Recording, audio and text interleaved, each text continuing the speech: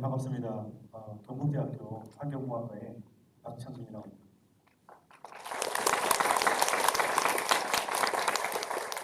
이렇게 뜻깊은 자리, 그러니까 YU, KU 미래지성 포럼이라고 이렇게 명명해서 특히 이제 최대희 교수님께서 연락을 주셔가지고 이렇게 좀 발표를 하게 됐는데, 그러니까 지난 제가 이제 경북대학교 왔을 때는 이러한 그 영남대학교하고 교류하는 프로그램이 많이 없었던 것 같아요. 그러니까 아무래도 이제 영남대학교도 몇 년 전만 해도 그 젊으신 교수님들이 많이 안 계셨어요. 정진영 교수님께서 거의 막내 생활을 오래 하셨고, 그리고 저희 경북대학교도 마찬가지입니다. 그 윤라신 교수님하고 그 저하고 갭이 좀 많이 있었어요. 그래서 그런 교류가 좀 없었는데, 지금 최근 들어서 이제 젊은 교수님들이 우리 경북대학교하고 영남대학교 이렇게 많이 오셔가지고 이런 교류를 많이 할 수 있는 자리가 좀 많이 마련되면 좋은 것 같습니다. 그래서 저는 오늘 발표 내용은 환경오염 복원을 위한 나노기술의 적용이라고 해서 좀 말씀을 좀 드리고자 합니다. 제가 하고 있는 연구는 보통 이제 미량오염 물질, 수계에서 존재하는 미량오염 물질을 제거하는 기술에 대해서, 기술의 개발이죠. 그거에 대해서 지금 연구를 하고 있고, 주로 이제 소재에 좀 더 포커싱을 맞추고 있어요. 그래서 그거를 제거할 수 있는 소재를 개발하고, 그리고 그것을 공학적으로 어떻게 적용할 것이냐, 그런 거에 대한 연구를 하고 있습니다. 그래서 제가 다음 페이지로 넘어가면, 그래서 이제 목차를 보시면 Introduction, Research Approach, 그 다음에 Application of Nano Hybrids in PFAS Removal, 그리고 마지막으로 Conclusion에 대해서 말씀을 드리도록 하겠습니다. 서론을 보시면은 우리가 이제 여러 가지 오염 물질들이 있는데, 전통적인 오염 물질 외에 이제 최근에는 이제 분석 기술이 발전이 되고, 그다음에 제조 기술이 많이 발전이 있어요. 그래서 예전에는 우리가 발견하지 못했던 그런 오염 물질들을 우리가 발견하기 시작했죠.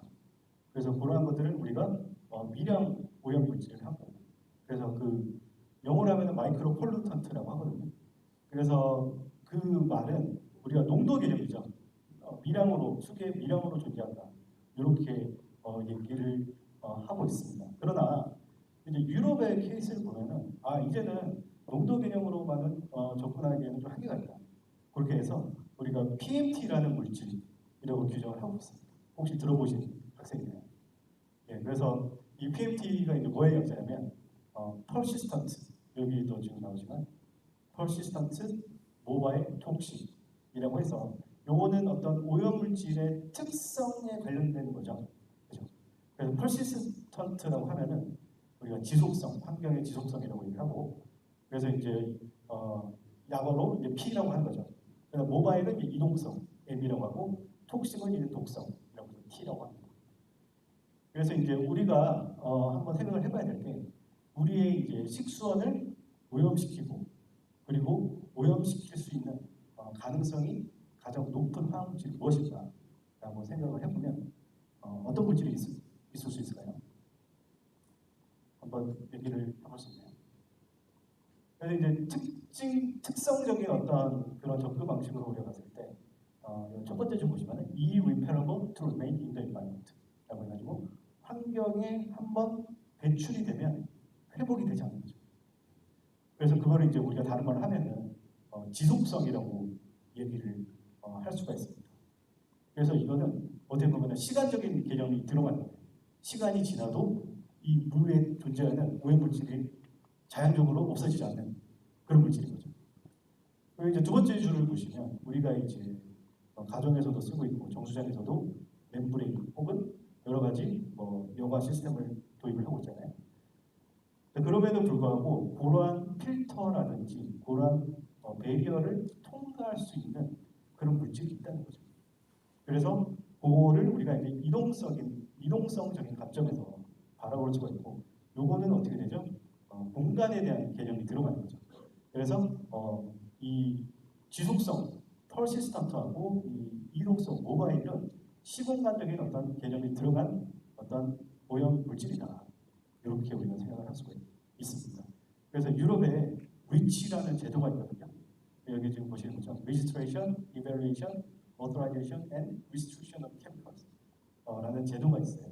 그래서 이 제도는 인체의 건강과 환경에 해로운 화학 물질을 식별하고 규제를 하는 유럽연합, 우리는 이제 유럽 개개 국가의 어떤 제도도 있지만 지금 이제 EU를 통합해서 규제를 지금 하고 있습니다. 그래서 거기에서도 우리가 이제 최근에 원래 이제 기존에 있던 제도죠. 근데 최근에 PMT 물질이라는 것도 고위험 오염 우려 물질이라고 해서 SVHC로 관주를 해서 적극적으로 지금 포함을 시키고 있다라고 할 수가 있고, 그리고 지금 옆에 보시면은 이제 VPVM이라는 또 용어가 있죠.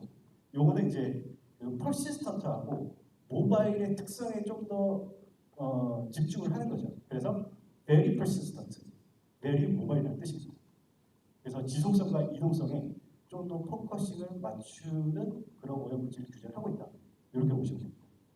그래서 이제 과거에는 이제 유럽에서도 그 개념을 보시면은 PBT라는 개념이 더 중요했었어요. 그러니까 지금 여기서는 PMT였는데 PBT, 그 B는 뭐냐? B는 이제 바이오 어큐뮬레이션이죠. 그래서 생체의 생물에 축적이 되는 거를 좀 더 중요시 생각을 했었습니다. 그래서 PBT 혹은 Very Persistent Very Bioaccumulation 이런 식으로 우리가 정의를 했었죠. 그게 이제 되게 중요하다고 생각했는데 최근에는 이제 이동성에 좀 더 강조를 하는 게 좋을 것 같다. 네. 그래서 이 수질이라든지 지하수 측면에서 규제 필요성까지 커지고 있다. 이렇게 얘기를 할 수가 있습니다. 그래서 다음 페이지를 보시면, 그래서 EU에 CLP라는 어떤 분류가 있어요. 화학물질 분류 표시 포장 규정이에요. 그러면 이제 그 PMT라는 그 용어는 알겠는데, 그러면 이거를 과연 얼마나 지속성이 있고, 얼마나 이동성이 있고, 얼마나 독성이 있는지를 어떻게 구별할 수 있냐? 그거에 대한 지표가 필요하다는 거죠. 그래서 이제 모바일의 경우에는 KOC라는 컨스턴트가 있죠. 오르가닉 카본에 얼마나 흡착이 되는 경향성을 나타내는 그런 상수가 있죠. 보통은 이제 KOC는 이제 실험실에서 잘 측정이 잘 안 되기 때문에 옥타드 워터, KOW를 측정을 많이 하기도 하는데, 어쨌든 지금 여기서 보면은 지금 로그 KOC 밸류죠. 로그 KOC 밸류가 작으면 작을수록 어떻게 되죠? 이동성이 더 크다고 하는 거죠. 그러니까 KOC 값이 크다는 거는 그만큼 오염물질이 흡착이 더 잘 된다는 겁니다. 그래서 이동성이 더 줄어든다. 그래서 오히려 KOC 값이 작아야지 모바일이 이동성이 더 클 것이다. 그렇게 얘기를 할 수가 있습니다. 그다음 지속성은 우리가 DT50이라는 컨셉트가 있습니다.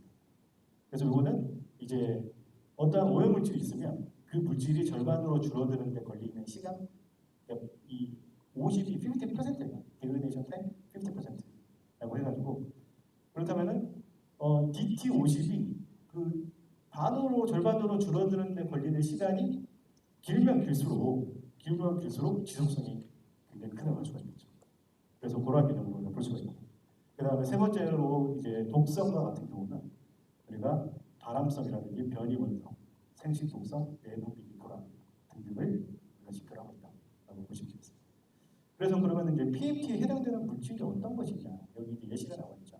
예를 들어서 PMT는 1,2,4 트라이졸 같은 것들 등등이 있고, VPVM은 이제 트라이플로에시드 이런 거 있죠. 그 다음에 PMT와 VPVM 이 두 개의 특성을 좀 더 가지는 물질이 무엇이냐라고 봤을 때 1,4 다이옥사이드나 GX 등등 이런 물질이 있는 거죠. 그래서 이런 물질은 전부 다 우리나라에서 얘기하는 미량 오염 물질에 다 해당이 돼요. 그리고 특히 GX라고 하는 거는 제가 이제 계속해서 다음 슬라이드에 나오겠지만 과부로 화합물 PFAS라는 물질의 종류의 하나입니다. 그리고 저도 이제 그 의약물질의 제거에 대한 그런 연구도 많이 하고 있는데, 지금 EU 리치 기준으로 했을 때 그 의약물질을 우리가 파마스티컬이라고 하거든요. 혹은 이제 PPCP라고 해서 Pharmaceutical and Personal Care Product 이렇게 하거든요. 그래서 이제 주로 최근에는 이제 설파메티사죠. 설파계 오염물질의 일부가 PMT로 분류가 됩니다. 왜냐하면 이제 하천 지하수에서 광범위하게 검출되고 있으니까. 그리고 그 다음에 사이프로플록사신, 노플록사신, 요거는 이제 항생제, 그러니까 플로로키놀론계 항생제인데요. 요것도 일부는 어떤 PMT 또는 VPVM의 후보로 지금 올라와 있다. 독성이나 수처리 제거에 굉장히 낮기 때문에 그렇게 지금 보시면 되겠고요.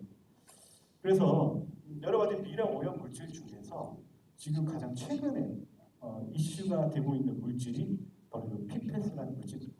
그래서 우리나라 말로 하면은 과물화 화합물이에요. 이거 화가 두 개가 들어가죠. 과물화 그리고 이제 영어로 하면은 PFAS의 약자가 Per and Polyfluoroalkyl Substances 이렇게 됩니다. 그래서 이제 이 앞에 그 접두어 PER이죠. PER이 무슨 뜻이냐라고 봤을 때 완전히 thoroughly라는 뜻이에요. 그래서 우리가 이제 알킬 체인이라고 보면은 보통은 이제 탄소 고리가 이렇게 일자로 쭉 연결이 되어 있고 거기에 이제 수소기가 이제 붙어 있는 건데 거기에 알킬 사슬인데 그 수소가 있어야 될 자리에 모든 수소가 불소로 완전히 치환이 된 그런 물질을 우리가 PFAS라고 얘기를 하고 있습니다. 그래서 이게 지금 이 구조를 제가 지금 그려놨는데 PFOA를 그려놨는데 그래서 이제 지구상에서 가장 강력한 화학 결합이 중에 하나가 카본 불소 결합입니다. CF 결합입니다. 그리고 이거는 자연적으로 생성이 되지 않고 인간이 만들어낸 물질입니다. 그래서 예를 들어서 우리가 이제 1930년도에 듀폰사에서 이거를 먼저 합성을 했죠. 그리고 이제 최근에는 뭐 이제 60년대 후반부터 벌써 들어가면 AFF라고 해가지고 소방용 폼 소화제로 지금도 많이 쓰이고 있습니다. 그래서 지금 동영상이 지금 탑재가 되어 있는데 그거를 나중에 재생을 좀 해주시면 좋을 것 같습니다. 그래서 우리가 이제 외국에서는 이거를 이제 영원한 forever chemical이다라고 얘기를 하고 있습니다. 영원한 화학 물질이다라고 하고 있죠. 왜냐하면 우리가 앞에서 얘기했던 지속성, persistent가 굉장히 높고 그런 의미에서 우리가 할 수 있고 그 다음에 나중에도 보겠지만 얘는 이용성도 굉장히 높아요. 네. 그렇게 우리가 볼 수가 있죠. 그래서 실제로도 여기 지금 사진을 보시면 인공심장 박동기에도 우리 PFAS 하는 소재로 제조가 되고 있다. 그래서 이제 여기 이제 동영상이 있는데 이거를 재생이 가능할까요? 요거는 이제 그 미국 나사의 경납고의 고확장 폼을 사용해서 소화를 하는 비행기 소화를 하는 그런 테스트 영상이거든요. 그래서 소리도 혹시 재생이 가능하면 좋을 것 같긴 한데, 네, 뭐 굳이 소리가 없더라도 우리가 이제 어느 정도의 우리가 이 ATL 플랫폼 이게 사용이 되는지 그런 것들을 우리가 영상을 볼 수가 있는데, 이거 이런 거지.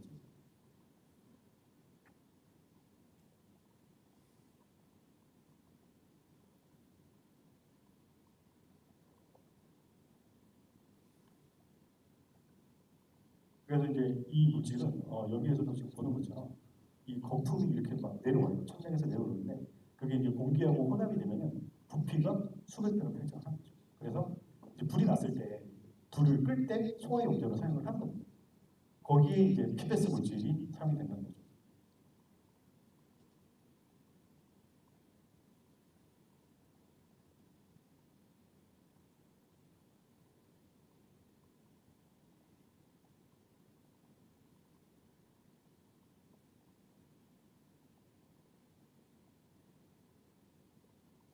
네, 지금 이제 예를 들어서 이제 경남고에 비행기가 있다고 가정을 하고 그죠?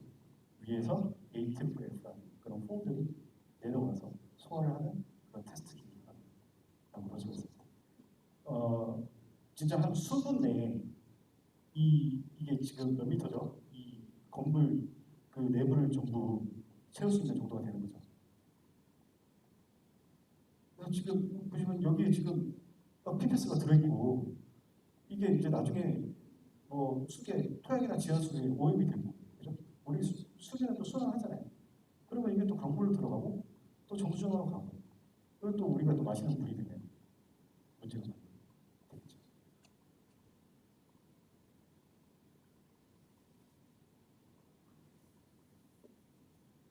그래서 이제 여기 그 앞에서 이제 설명하시는 분이 그런 설명을 해주시는 부분이 있는데 지금 소리가 안 나오니까 넘어가도록 하겠습니다. 이 정도로 보고 그래서 우리가 이제 PFAS가 우리 인체에 노출이 되면은 어떠한 영향이 될지 그거를 이제 알아보면 여러 가지 이제 문제가 생긴다는 거죠. 면역 기능이나 갑상샘 기능이 변화가 된다든지. 그러니까 이제 우리가 흔히 얘기하는 호르몬 교란 물질 그런 물질 중에 하나라고 보는 거죠. 간 질환, 신장 질환, 생식 및 발달 이상 암발생 등등이 생긴다. 그림도 여기에 지금 참고를 하시면 될 것 같고. 그리고 오늘 오전에도 뉴스 기사를 보니까 제가 거기에 관심이 있어서 그런지 모르겠지만 기사가 자꾸 떠요. 과부로 화물이 우리나라는 너무 안일하게 대처를 하고 있다. 뭐 그런 의미의 기사였어요. 그래서 실제로 우리 여러분들의 혈액을 조사를 해보면 혈액 속에 PFAS 물질이 들어있다는 거예요. 그래서 그것도 미국보다도 우리나라 사람들이 그 혈액의 중에 PFAS 농도가 몇 배 더 높다 이렇게 보고 있어요. 그래서 우리나라도 뒤에 얘기를 하겠지만 굉장히 경각심을 갖고 우리가 제어를 해야 된다라고 할 수가 있습니다. 그래서 지금 여기서 보시면 이제 브라운필드라고 하는데 이게 이제 기존에는 어떤 그런 산업 용도로 사용이 됐지만 지금은 유유부지로 거의 되어 있는 그러한 사이트를 우리가 브라운필드 사이트라고 하거든요. 그래서 예를 들면 과거에는 이제 소방훈련장이나 군기지로 사용이 됐는데 그러한 것들이 이제 소화포구로 많이 사용을 해서 PFAS를 다량으로 포함하고 있는 그런 것들을 사용해서 그게 이제 결국에는 토양지하수를 시킬 수 있다는 거죠. 그리고 이제 금속 도금 공정에서도 PFAS가 도금 방지제 세정제로 사용이 되기 때문에 문제가 될 수 있다. 반도체 전자산업, 세정 공정에서 PFAS 포함한 화학물질을 사용됩니다. 섬유, 방수, 코팅 공장에서도 달수 처리제로 PFAS가 사용이 됩니다. 폐수 처리장, 매립지 인접지도 배추수나 칩수를 통해서 PFAS가 유입되거나 공항이나 정시설에도 소화권 사용자가 굉장히 많이 있다고 볼 수 있습니다. 그래서 이번에 이제 굉장히 흥미로운 어떤 기사인데 2023년도 그 영국의 더 가디언이라고 거기에 나온 기사 중에 하나인데 스발바르드 주변의 빙하에서 26종의 PFAS가 검출이 됐다는 내용의 기사입니다. 아니 어떻게 이 PFAS라는 거는 자연적으로 생기지 않고 인간이 만들어낸 물질이고 그러면은 우리가 이제 내륙에서 공장에서 다 생산하는데 어떻게 북극까지 그죠? 빙하까지 이거를 이동할 수가 있냐라는 내용이죠. 그래서 지금 오른쪽에 보시면 굉장히 이제 롱 레인지, 굉장히 장거리를 이동을 할 수가 있다는 겁니다. 그래서 그거는 에어본 형태로도 이동을 할 수가 있고 수계를 통해서도 이동을 해서 결국에는 플랑크톤이라든지 물고기, 바다 표범, 북극곰 등 식물계 전체에 영향을 미친다라고 볼 수가 있는 거죠. 그래서 제가 앞에서 얘기했던 그 PFT 중에서 M에 해당되는 거고 그리고 실제로 얘가 이동을 하면서 없어지지 않았잖아요. 그래서 지속성도 가지고 있다라고 보시면 되겠습니다. 그래서 이제 최근의 규제를 보면은 미국과 유럽의 규제 접근 방식의 차이가 좀 많이 있긴 있어요. 그래서 제가 2016년도 그때 당시만 해도 미국의 규제가 PFOA 플러스 PFOS 합쳐서 농도별 기준이 70ppt였거든요. 근데 최근에 어떻게 되죠? 2024년도에서 지금 보면 PFOA, PFOS가 4ppt로 낮아집니다. 그렇죠. 그다음 그 이외에 지금 이제 밑에 PF, HXS, PFNA 이런 애들은 이게 이제 과부로 한글도 사슬의 길이에 따라서 장세냐 단세냐로 나뉠 수가 있거든요. 그래서 상대적으로 PF5A나 PF5S는 장세예요. 길이가 긴. 그리고 요 밑에 있는 애들은 상대적으로 좀 단세라고 볼 수가 있죠.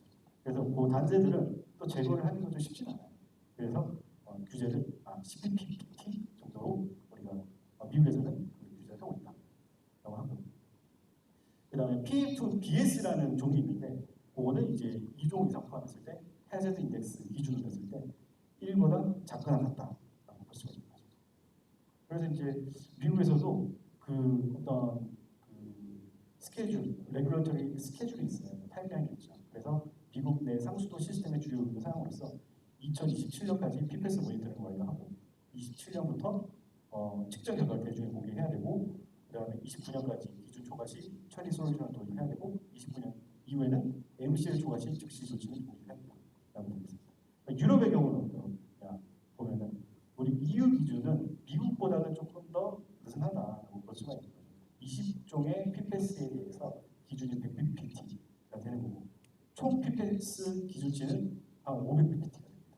그래서 이건 이제 EU 기준이고 이제 주요 국가별 기준을 보면은 좀 더 타이트하게 관리를 하고 있죠. 덴마크는 이제 2ppt, 스웨덴 4ppt, 독일은 2028년까지 20ppt, 영국은 100ppt라고 규제를 하고 있습니다. 그럼 이제 우리나라 경우를 좀 살펴보면은 우리가 지금 경북 그리고 우리 경북대는 또 대구 있잖아요. 그렇게 있는데 우리가 이제 낙동강 본류가 이렇게 지나가고 그 다음에 그 지류로서 금호강 요 밑에 쪽에 남강이도 있잖아요. 그렇죠? 그렇게 있는데 그래서 이제 낙동강 본류에서의 미량 오염 물질을 보면은 역사적으로 우리 낙동강의 주요 오염 사고들이 많이 있었어요. 여러분들이 태어나기 전부터도 사고가 많이 있었다. 예를 들어서 91년도 테너 사고가 있었죠. 그리고 94년도 디클로로메탄, 2004년도 1,4-4역산, 그리고 2006년도 퍼크로레이트, 2010년도 불산, 2018년도 광로함 이렇게 있습니다.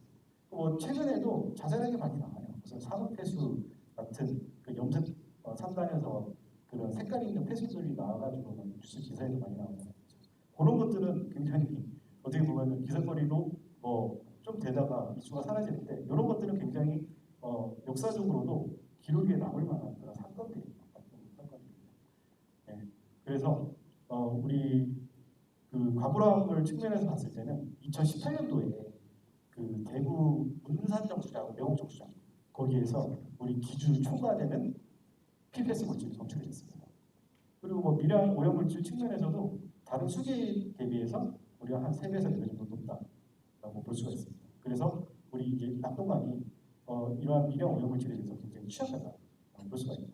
그래서 이제 대구하고 부산 요 정수 시설은 우리가 이제 할 수 있는 게 이런 것들이 검출이 됐을 때 정수장에서 우리 연구실에서 교수님들이 개발하는 그런 물질들을 갑자기 집어넣어서 제거를 할 수는 없고 일반적으로 지금 이제 설치되고 운영이 되어 있는 그런 공정을 가지고 운영을 해야 되는데 그게 이제 바로 이제 오존 처리가 되는 거죠. 오존 처리와 그다음에 활성탄 흡착이 되는 거죠. 그래서 그러한 거를 우리가 고도 처리 시설이라고 합니다. 그래서 그런 것들을 도입해서 운영을 했더니 기준치보다 밑으로 내려왔다. 그런 내용이 있습니다. 그래서 국내 기준은 그 미국의 아까 얘기했던 2016년도 기준 그대로예요. 그걸 따라한 거예요. PFOM, PFS를 수질 감시 항목으로 지정을 했고 이거 외에도 핵산설판 에시드도 같이 포함이 되긴 한데 합산이 70ppt고 그리고 이제 이게 과부람물이 인체에 들어갔을 때 굉장히 방광기가 길다는 거죠. PFOA 같은 경우는 2년에서 4년, PFOS 5년에서 10년, 그다음 핵산설판 에시드는 8년에서 10년이 되고 그 다음에 이게 환경에 배출이 됐을 때는 지표수나 지하수에서 수십 년, 수백 년까지도 자리를 할 수가 있다라고 볼 수가 있습니다. 그래서 이 기사는 2018년도 기사인데 우리 매국 정수장에서 PFAS의 총 함이 454ppt 정도가 검출이 됐습니다. 그래서 활성탄이나 오존을 통해서 70ppt 이하로 우리가 감소를 했다 그런 내용이 있습니다. 그래서 일단은 제가 하고 있는 연구이기도 하고 그러면은 이러한 PFAS 물질이 이제 검출이 되는데 그럼 이거를 과연 제거할 수 있는 기술이 어떤 것이 있느냐 이거에 대해서 좀 알아보자.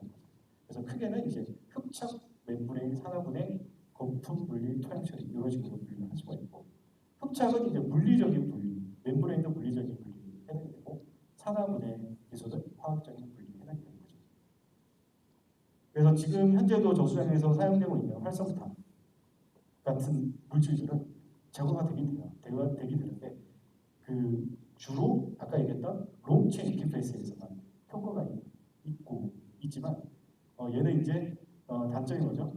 재생이 안 됩니다. 볼 수 있어요. 그래서 이제 이온교환 수지 같은 경우는 이제 재생이 가능하죠.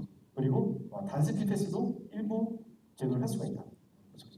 그래서 이제 제가 하는 이제 분야가 요 이제 나노 흡착제를 개발하는 연구가 되겠습니다. 그 이외에도 지금 이제 미국이 굉장히 선도적이에요. PFAS 제거 기술을 많이 개발하고 있고 우리나라는 조금 한번 확 이슈가 됐다가 2018년도에 또 잠잠했어요. 그래서 제가 2021년도에 LG화학 그 과제를 하면서 개발했던 내용이거든요. 그러고 나서 잠잠하다가 또 최근에 미국이 또 4PPT 규제를 한다니까 또 우리나라에서도 굉장히 또 이슈가 돼요. 그런 상황인데 그래서 미국과 같은 경우는 어느 쪽으로 개발하고 있냐 이 열탈착이나 폴트 기술 열분해 쪽으로 많이 개발을 하고 있습니다. 그래서 우리나라도 빨리 이거를 좀 기술을 좀 따라가야 되지 않겠나 그런 생각이 듭니다. 그래서 시간 관계상 좀 내용을 좀 스킵을 하고 그래서 이제 이 내용들은 이제 나노 물질에 대한 어떤 일반적인 계략적인 그런 내용이거든요. 그래서 어떠한 나노 물질이 있고 그러한 내용인데 뒤에 나오는 그 결론들은 요약을 하자면 그래핀 옥사이드라는 탄소계 나노 물질이에요. 시트 형태로 되어 있는 그거하고 그 다음에 이 나노 물질을 적용을 하고 자석을 통해서 회수를 할 수 있다면 회수해서 여러 번 재사용할 수 있지 않을까 그런 컨셉에서 출발해서 이 스피넬페린이라는 그런 굉장히 뭐라 그러죠? 고유한 특성을 가지고 있는 그런 물질을 한번 결합을 해본 거죠. 그래서 이 두 개를 이제 합한 겁니다.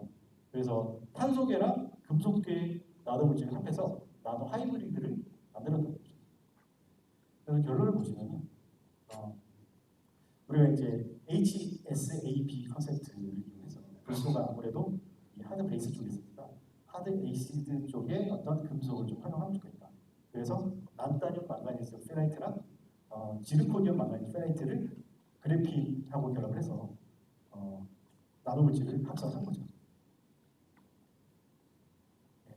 그래서 이번에 이제 여러 가지 합성 방법이 나오는 거고, 그다음에 이제 특성 분석 여러 가지가 있는데 시간이 없으니까 제가 이제 쭉 넘어가서 마지막에 요 메커니즘 부분을 좀 설명을 좀 드리자면 이 PFAS가 아까 그 구조에도 나왔지만 이 그 친수성과 소수성을 둘 다 가지고 있어요. 가지고 있다. 그래서 친수성의 어떤 머리 부분과 소수성의 꼬리 부분을 가지고 있어요. 그래서 예를 들어서 저는 이제 흡착제를 개발했으니까 그 PFAS를 잘 제거할 수 있는 흡착제의 성질은 소수성과 친수성을 두 가지를 다 가지고 있으면 좋겠죠. 그래서 이제 그래핀에서 가지고 있는 소수성과 그 다음에 스피넬 페레시 가지고 있는 친수성의 성질을 활용한 거죠. 네. 그래서 이런 식으로 정전기적인 어떤 인력 작용, 그 다음에 그 아까 얘기했던 그래핀과 그 PFAS의 소수성 꼬리하고의 결합되는 부분, 그 다음에 이제 불소는 또 수소 결합이 가능하잖아요. 그래서 이 수소 결합을 또 활용을 해서 제거를 할 수가 있다라고 말씀드릴 수 있습니다. 그래서 이제 결론을 말씀드리자면 우리가 이제 PFAS라는 물질은 PMT 특성을 완전히 가지고 있는 대표적인 오염 물질 중에 하나죠. 그래서 인체하고 우리 환경에 큰 영향을 미친다라고 할 수 있고, 그래서 기존의 기술 가지고는 처리하기 어렵다. 그래서 고도 처리나 어떤 나노 소재 기반의 기술이 어떤 핵심 어떤 대안이 될 수가 있겠다라고 볼 수가 있는 거죠. 그래서 향후에는 제가 이제 이게 한 4년 전에 개발했던 건데 그거를 이제 스케일업 하는 거를 못했어요. 그래서 이제 그런 부분도 조금 적용이 될 필요가 있고, 그 다음에 어떤 장기적인 내구성이라든지 제 사용성을 확보하는 그런 연구가 필요하다고 볼 수 있습니다. 그래서 시간 관계상 저는 여기까지 좀 마무리하도록 하겠습니다. 감사합니다.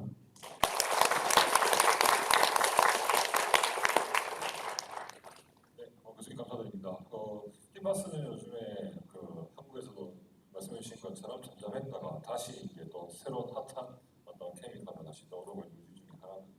아마 지금 여러분들도 관심 있으신 분들이 많을 텐데 관련된 질문 자유롭게 해주시면 좋겠습니다. 일단 또 여러분들 생각할 시간이 아주 많이 필요하네요. 그러면 제가 또 이제 그 시간을 뻗어드릴 테니까 교수님께 제가 한번 제가 질문을 한번 드리면 이게 케미칼이 지금 PFAS가 가지고 있는 친수 소수병기 화학적인 특성을 가지고 정전기대 흡착을 통해 지금 제거하는 기술을 만드신 거잖아요. 그러면 나중에는 어차피 이게 재생이나 과정을 거쳐도 나중에 어차피 탈착도 고려가 되어야 되는데 저는 친수성과 소수성기를 둘 다 고려를 해서 흡착제를 만들었다는 개념이 사실 조금 이해가 안 돼가지고 그 부분에 대해서 조금 한 번만 더 설명해 주실 수 있을까요? 그래서 친수성과 소수성과 다른 미량 오염 물질과 다르게 PFAS가 가지고 있는 고유한 특성이 두 가지 성질을 가지고 있어요. 그래서 그러면 하나의 어떤 나노 물질을 가지고는 좀 효율적으로 제거할 수 없겠다. 그래서 소수성 부분과 친수성 부분을 같이 결합을 하면은 좀 더 높은 에너지 결합을 유도를 할 수가 있고 또 높은 효율의 제거를 달성할 수 있겠다라고 해서 하이브리드 형태로 만든 거죠. 나노 물질을. 그래서 그렇게 흡착을 하고 나서 그렇죠. 이제 탈착하는 문제가 또 남아 있습니다. 그래야지 탈착이 또 돼야 재사용도 할 수 있는 그런 부분이기 때문에 거기까지 제가 연구를 못했었던 것 같아요. 흡착하고 거기서 이제 연구가 중단이 됐기 때문에 네. 그렇게 앞으로도 연구를 좀 하면 좋을 것 같고요. 감사합니다.